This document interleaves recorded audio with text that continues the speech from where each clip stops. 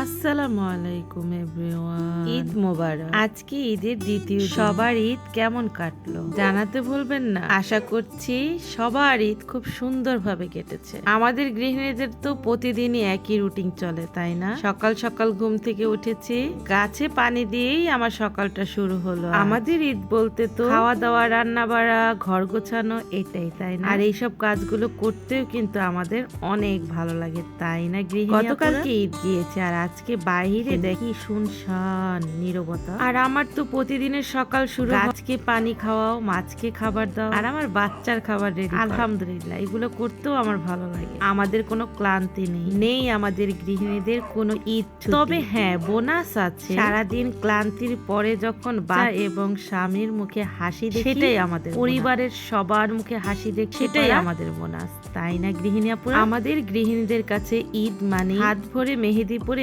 নতুন পোশাক পরে বাইরে ঘুরতে যাওয়া। আমাদের গৃহিণীদের কাছে ঈদ মানে নতুন নতুন মুখরোচক খাবার তৈরি করে ফ্যামিলিকে খাওয়ানো এবং ঘরটাকে কিভাবে সুন্দর করে সাজানো যায়, গোছানো যায়, সেগুলো করেই আমাদের ঈদ শেষ হয়। অতিথি আপ্যায়ন, শ্বশুর বাড়ি, বাবার বাড়ি, আত্মীয় স্বজন, ননদ ননাস, দেব, সবাইকে আপ্যায়ন করিয়ে এবং তাদের মুখের হাসিটাই থাকে আমাদের বোন। আজকে তুলে ধরলাম এক গৃহিণীর গল্প, ঈদ। কথাগুলো ভালো লেগে থাকলে অবশ্যই একটা কমেন্টে জানাবেন। সত্যিই তো বলেছি আমি, তাই আমাদের গৃহিণীদের কাছে বাহিরে ঘোরাফেরা করার চাইতে বাসায় বসে ফ্যামিলিকে, সন্তানকে সময় দেওয়াটাকে আমরা অনেক উপরে মনে করি। এই তো অনেক ব্যস্ততা এবং সংসারে টুকটাক করে চলে গেল একজন গৃহিণী। ঈদের দ্বিতীয় দিন এখানে আমডাল রান্না করেছিলাম, মাংস খেতে ভালো লাগছিল না তাই। আর এইদিকে ঘরোয়া পদ্ধতিতে স্টেক বানিয়েছিলাম, সেটা তো অলরেডি আপনারা দেখেই ফেলেছেন। না দেখলে আগের ভিডিওটা দেখে আসবেন এবং